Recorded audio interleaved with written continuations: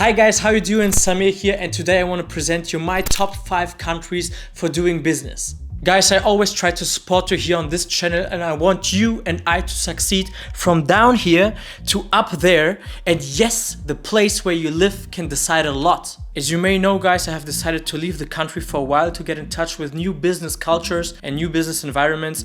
And of course, I want to learn how other people abroad are starting and doing businesses. Where I will go exactly this year depends on how my current businesses will run. That means a lot of things will be decided this year.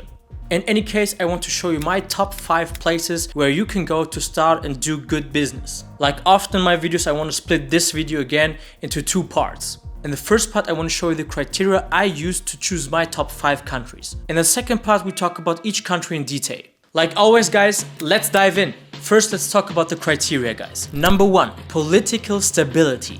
This was for me the most important point guys. Are there crimes, corruption, conflicts, wars in these countries? Can my property be taken away in certain cases? All this kind of stuff. I think that's logical because you don't want to start a company in a country where it's possible that in the next years a war breaks out. I know we love risk, but I think a little security should be nice. Number 2 guys, the ecosystem. Statistically speaking, more people become rich where other people are rich. This is due to various things. On the one hand, there's more capital available. On the other hand, there's a completely different collection of intense knowledge which can be exchanged and that helps you to come forward in your business. So if you start a startup, for example, it makes a lot of sense that you go where other startups are, because there are very likely to be state and other company subsidies. Number 3, taxes, of course. In my opinion, if I'm already starting a business abroad, it makes for me the most sense that I move there where I can keep the most of my profits, the most as possible, in my own pocket. Let's take my home country Germany as an example. Top earners here have to pay 42% taxes.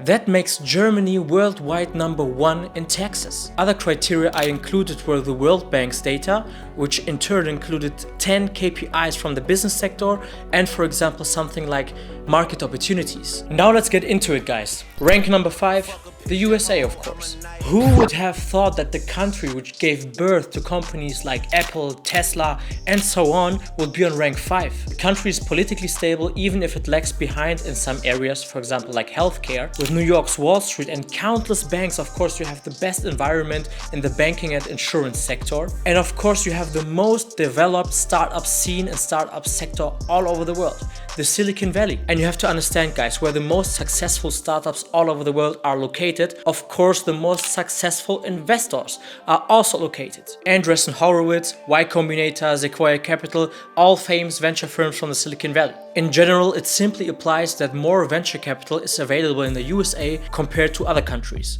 And yes, it must be said that the Americans are more risk tolerant than people here in Europe. They invest more money faster. Taxation can be discussed because it varies from state to state. And as you know, we have 50 states in the USA. Over 50% of the companies in the USA are registered in Delaware because there is no corporate tax. When I was in New York and I talked to American investors, they even told me that they only invest in companies which will register themselves in Delaware. Nevertheless, the federal government levies taxes, and that is a whopping 21%. Rank 4 guys, UK. I wouldn't have thought so, but UK companies have attracted and raised more venture capital than all the other countries in Europe. So in terms of venture capital, it's Europe's number 1. A well-known example is the banking startup Revolut. This startup is currently valued several $billions. And guys, we have to admit it, in the past years, alongside the pandemic, the UK also had the Brexit. I think we all remember when the media spread out the fear that the UK will regret its decision to leave the European Union. This means that the UK has voted to leave the European Union.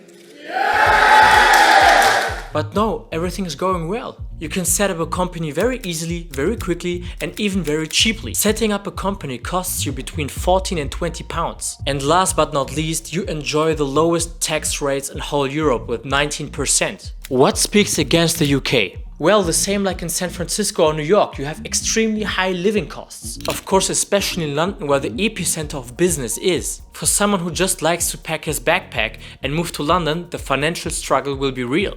So please guys, think about that twice. Rank 3 guys, Denmark. According to the World Bank, the best business location in Europe. and that's for several reasons. On the one hand, Denmark has the lowest corruption all over the world. On the other hand, the population of Denmark is extremely educated.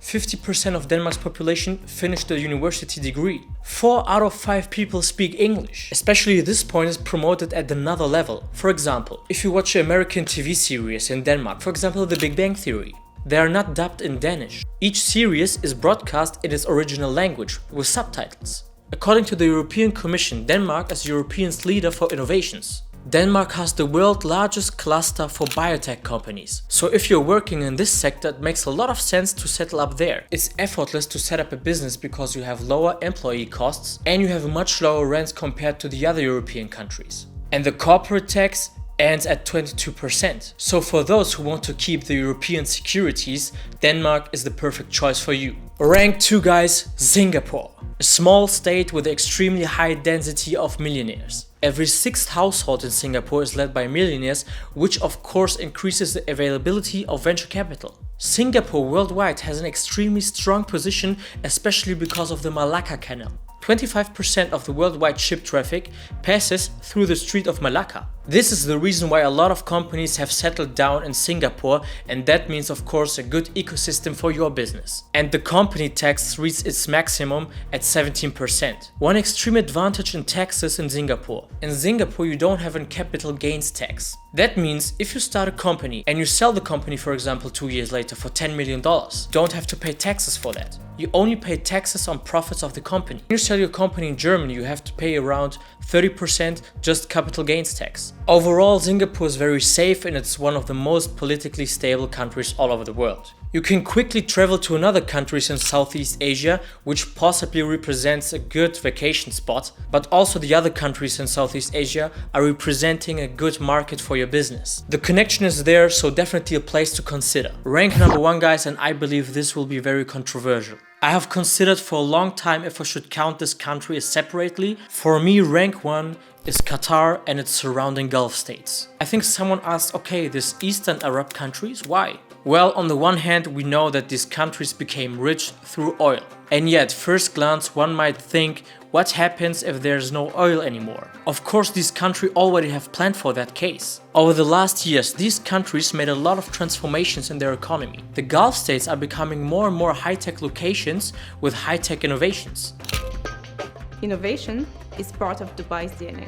That makes it one of the most attractive and vibrant cities in the world. There are a lot of different plans showing these countries want to diversify their economies, which fits perfectly in your plan because new ideas are welcome. And this means there are a lot of capital available for your ideas. From tax perspective, there are no better locations. In Qatar, as a foreigner, you don't pay more than 10% corporate tax. In Dubai, which is part of the UAE, currently you don't have to pay any corporate tax. In both countries, when you work in a normal 9-to-5 job, you don't have to pay any income tax. Also, there is no capital gains tax. Doha and Abu Dhabi are among the safest cities in the world, and the cost of living is lower than in Europe or USA. The weather is damn sunny, sometimes too hot in the summer, and yeah, it sounds a little bit too perfect, doesn't it? A little, because one thing must be said. If you're not a friend of Arab traditions, the Islam itself, and the customs and rules in Arab countries, you probably should think about it again. Many women walk around veiled, and public alcohol consumption can be punished. So life is just different and you should be aware of that. Nevertheless, a big opportunity. That was my list, guys. I hope it helped each and every one of you, and this is a journey which I regularly document here on this channel. So please stay tuned, guys, for the next videos, and see you